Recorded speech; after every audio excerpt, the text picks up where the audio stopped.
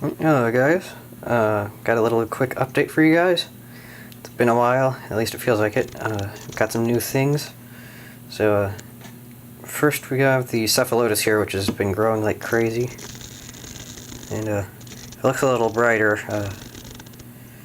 That's because it is. I recently upgraded the lighting to two 100 watt replacement CFLs instead of the whatever they were, but the old ones were only putting out 800 lumens. These ones are putting out about 1400, so almost double the light output, and as you can tell, big difference. So yeah, there we go with the cephalotus. Lots of pictures coming in. We'll be putting that into dormancy in January. And this one has some noticeable color changes.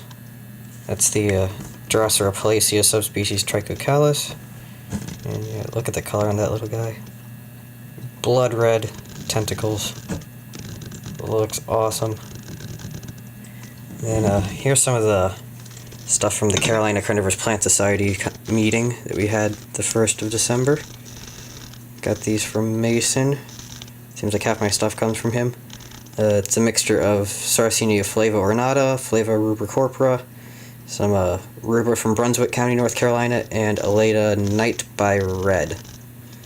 So there we go with that. And then Pinguicula linea, for some reason growing diagonally. Some spatulata seedlings that popped up. And then there's some of my own seed grown stuff. It's an Aleda hybrid, probably Aleda by minor. Some flava hybrids. Then we have the the Lamentations by Aleda nigra purpurea, and the Spatter Patterns by Lamentations. So I'm getting some more germination on that. You can tell I repotted all of these. Apparently they like root disturbance to help grow faster, so yeah, lots of fly traps. Then the Drosera heloides GMA have actually been doing something now with the light increase, so we have some root radicals going on. You can kind of see it in the right corner. And there's another pickup from the Carolina Carnivores Plant Society, which is Allegreen Cetacina. So I actually got a real one this time with the Admirabilis seedlings.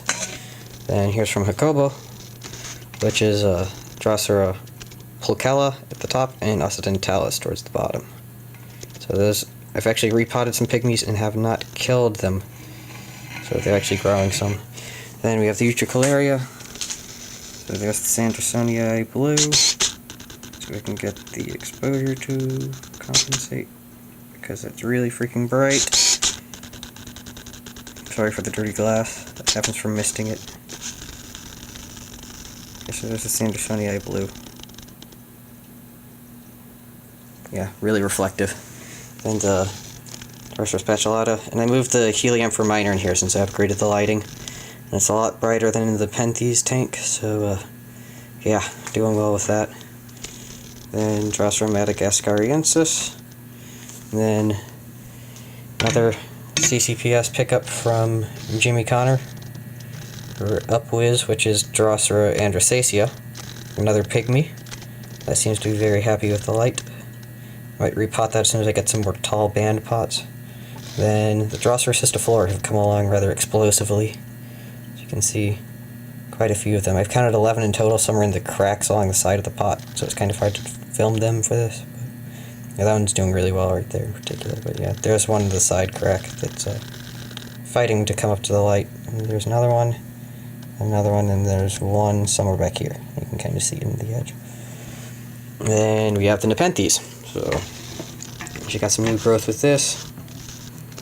So right there, we've got Nepenthes dormouse. I'll just zoom out and pull the picture out for you guys. So, there we go. There's the new dormouse picture. It's rather large for the hybrid. Developing a bit of color, which is unusual for dubia hybrids. But it's kind of cool. It seems to be flattening out or rounding out the peristome in the body. Then we have Nepenthes. Sorry for the tight squeeze. Nepenthes burbigia finally opened a picture. Very pretty little guy. You can see nice spotting. believe that's a BE clone. Then another free pickup You guys are going to hate me for this one. It's an absolutely no cost to me seed-grown Nepenthes truncata. So, as you can see, not too terribly big yet, but it'll get there. Slow grower. And then, this one kind of made me excited. Just coffee fed last week, so this opened before that. But there's Nepenthes burkii. The bottom of the peristome is not where the top of the peristome is on the older picture. They have a little alba peeking in there. It actually has a pretty good shape to it. You can actually see it.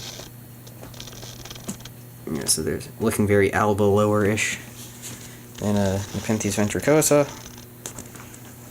He's actually done something making ventricosa resemblant pictures, which I'm starting to appreciate the species more now. Then Nepenthes Lorraine, which is single on by Bachiana, as I've said before.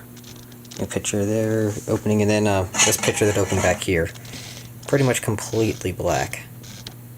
You can see right there.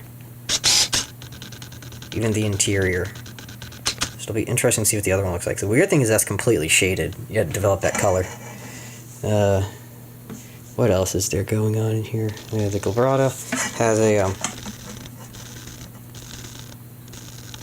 the nodes are starting to swell, so it's going to turn into a bush soon since I decapitated it. So there's the growing node. Then we have the cutting of the growing point taking right there. And there's a Lady Pauline that I picked up from Bob Harrell. The Sigmorchus, I'm still working on the flower. And Nepenthes Caladium, no new pictures yet. It's working on one down in the alba pot. What else is there? There's something new that I was going to show you guys. I can't remember what it was. Yeah, Sibianensis is still being slow as usual. What was it? Those are the Bachiana? Oh yeah, there it is. Utricularia Clutchii. That's another one from Mason. And the Bachiana picture back there has developed some red on the peristome. So yeah. Just recently gone to visit the Burkii. Then we have... oh yeah, this is what it was. See if I can get it from over here. There we go. There's Nepenthes lavicola's latest picture. You can see awesome, awesome plant. Let me see if I can actually pull it out for you. Let's see, focus point will be right about there. Okay, here goes nothing. Don't spill the fluid. Yeah, well, close enough. You can see. Yep. Focus. Yeah, about 2.5 inches tall. Really nice stripes. Let's see if I... Sorry for that. Trying to reach the focus ring with my right hand, which doesn't really work.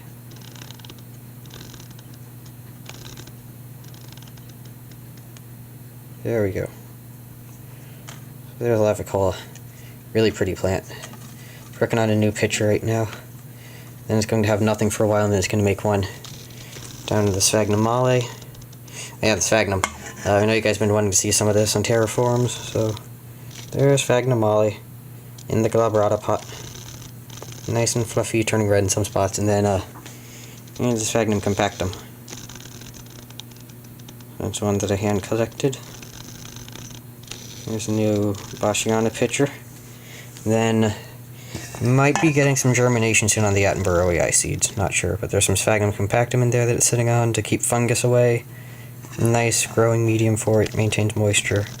Doesn't grow too terribly fast. In fact, someone asked me for a gallon of it. That would take about 5 years to produce. That's what I have. Yeah, so that's not going to overwhelm the seedlings. Perfect Nepenthes seed media.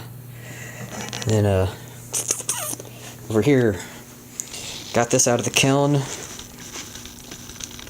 This is something that my girlfriend fired for me, which is a mount for my Collegine fimbriata. So we'll see if ceramic mounting works. It's stoneware, bisque fired, and hopefully it scrambles all over. It may take a while. Then move the Utricularia multifida over here, so getting some light. Restreepia striata, making a leaf. Kind of hard to see. And repotted the Phragmipedium lindenii because it was looking a little sorry. And yeah, Paphiopedilum memoria Barbara Duncan. Almost said Streisand. So I named the hybrid that. That's putting out a new flower. So we'll see what it looks like in its full glory. The last one I got was kind of on its way out when I got it, so it was mainly just to get the pollen, but really cool flower. So we'll see what that looks like.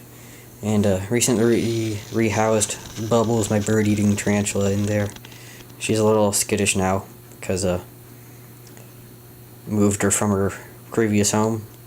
And then Gecko, he's up there. I'm going to be giving him to a friend soon who's a snake breeder and also getting into breeding geckos. I've had him for 14 years, so he's had a happy life here, so he'll go have another happy life with someone who's really into herps. And I know Jake pretty well, so I trust him with him. And I'll be using this to grow Nepenthes in, and maybe some Helianthera as well. So, yeah, that's about it for the upstairs things. And one last shot of the insane lighting that I have going on in those terrariums. You can see I'm getting some haloing effects on the bottom. Yeah, so that's what a carnivorous plant terrarium should look like with the light blinding. Right, there you go. Hope you enjoyed that. Until next time. Yeah, there's one last thing I forgot to go over. Get this settled so I'm not shaking.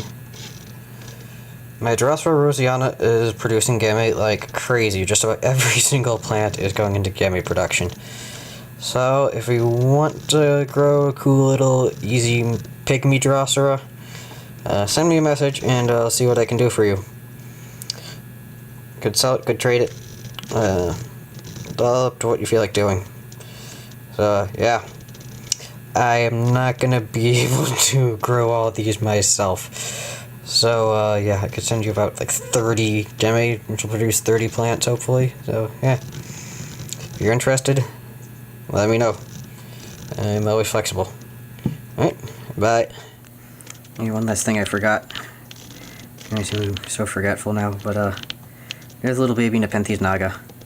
Starting to lose the, hood tendrils, but the filaments are getting really, really fingery looking, for lack of better terms. Yeah, so that one's coming along pretty nicely. And the latest picture, or the last picture, he's back there. Very dark. So this one should be pretty awesome. Yeah. Okay. Go find him again. There he is. Alright. That's all for now. Okay, this time, seriously. See you guys later.